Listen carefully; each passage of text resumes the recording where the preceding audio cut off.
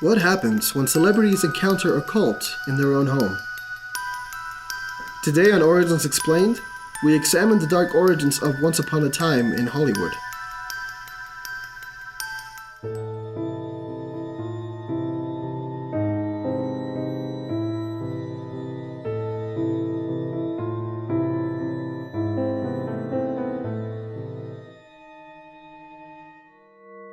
Welcome to Superstitious.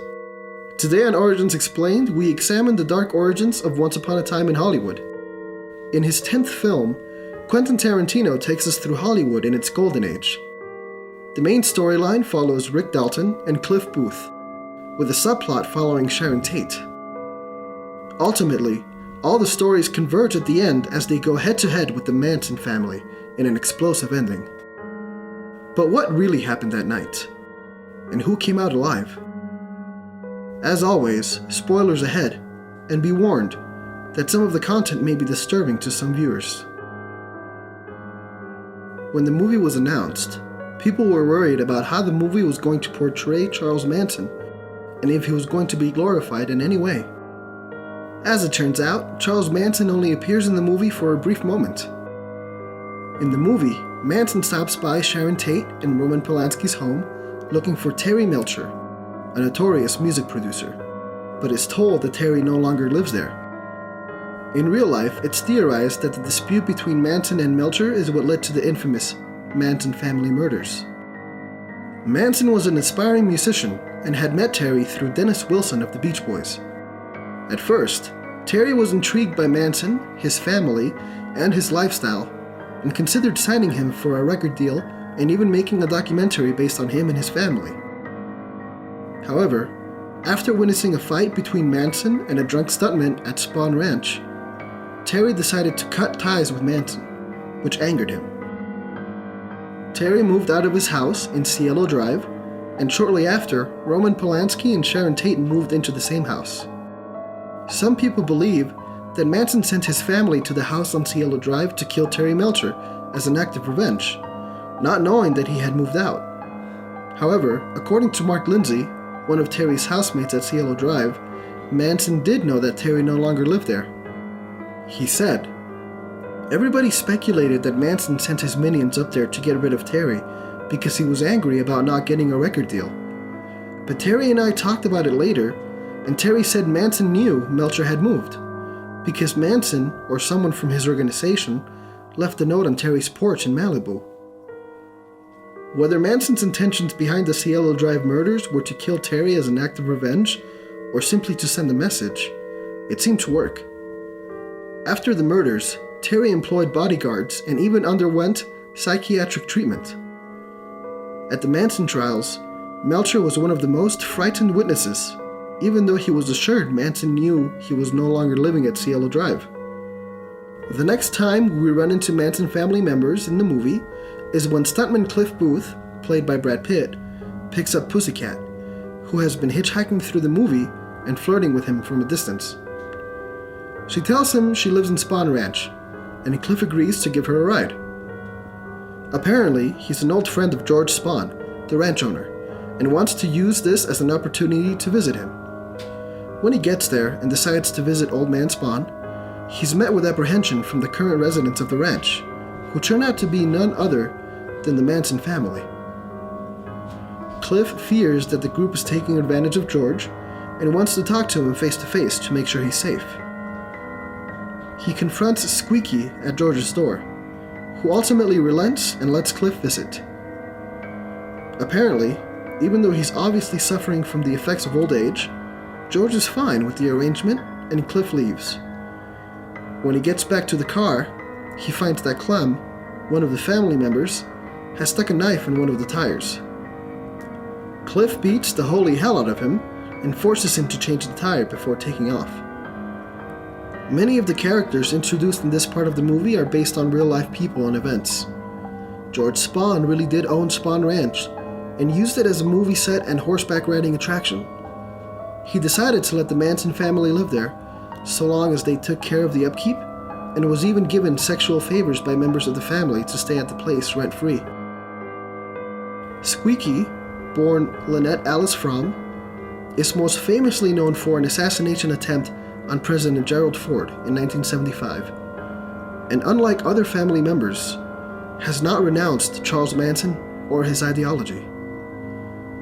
Clem, who got beat up by Cliff in the movie, was born Steve Grogan and went to jail for taking part in the murder of Donald Shorty Shea, a ranch hand at the Spawn Ranch. As for Pussycat, she seems to be a combination of different people, specifically Catherine Lutzinger and Ruth Ann Morehouse. Lutzinger was nicknamed Kitty Cat, and Morehouse was often sent to the city to lure men with money back to the ranch. Finally, at the end of the movie, we see Manson family members Tex, Sadie, Flower Child, and Katie pull up to Rick Dalton's driveway to prepare for their attack on the Cielo Drive home, currently inhabited by Sharon Tate and her friends. However, Dalton, portrayed by Leonardo DiCaprio, spots them and angrily tells them to leave.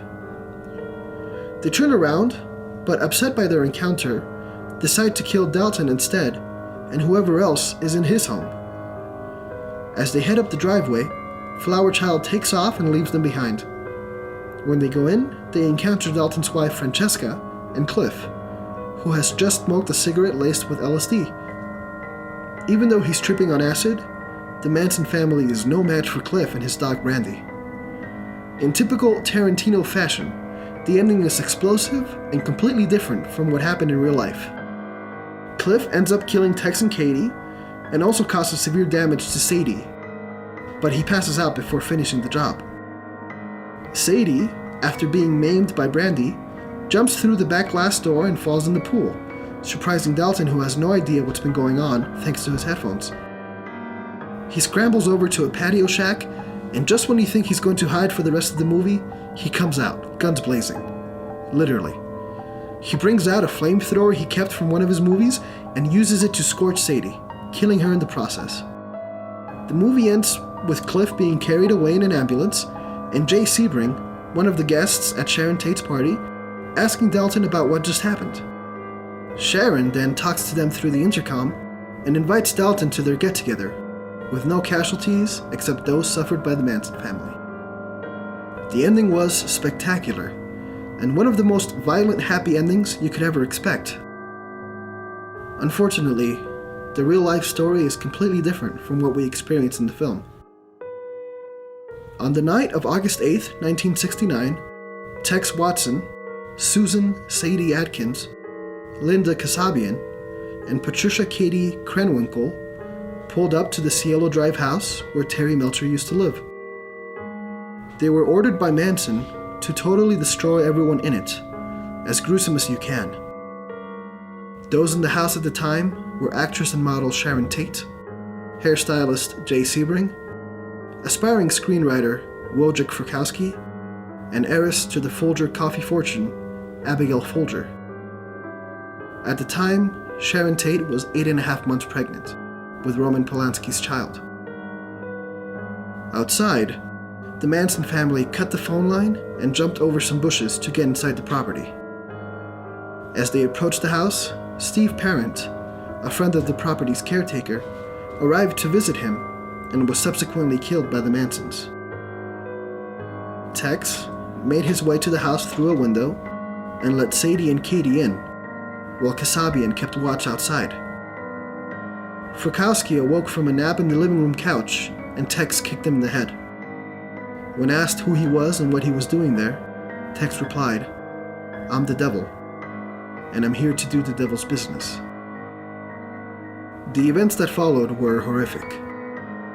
The Manson family tied up the guests and struggled with them throughout the night before killing them. Jay Sebring was shot and subsequently stabbed 7 times after protesting the treatment of the pregnant Sharon Tate. Frykowski, who had made his way outside, had been shot twice and stabbed a total of 51 times. Kasabian, after hearing the terrifying sounds, came inside and attempted to stop the massacre by telling Tex she heard someone coming up the driveway, but it was to no avail. Folger, who also made it out to the front lawn, was stabbed 28 times. Finally, Sharon Tate pleaded for her baby's life, and even offered to be a hostage until she gave birth. Ignoring her pleas, the Manson family stabbed her 16 times and wrote the word pig on the house's front door with her blood. Some people believe that the Tate murders were based on Manson's belief in Helter Skelter. He preached to his followers that a race war was coming, and they were the chosen ones to lead the world after the ensuing chaos ended. However, according to family associate Bobby Beausoleil, the murders were a way to mislead the cops in a different murder case. Gary Hinman had been a previous victim of the Manson family, and the cops arrested Beausoleil in connection with the murder. In order to make the cops believe Hinman's murderer was still at large, they went on a murder spree that took the lives of Sharon Tate, her friends, and Leno and Rosemary LaBianca the day after. Whether the murders were a result of a bruised ego, Helter Skelter, or a distraction, we may never know. But what we do know is that real life is often darker and more sinister than anything we watch on screen. Thank you for joining us in another episode of Origins Explained. Our next episode will be released Halloween week, and will focus on the origins of Hereditary. If you want more of these videos, please subscribe and let us know in the comments what movie you want us to look into next.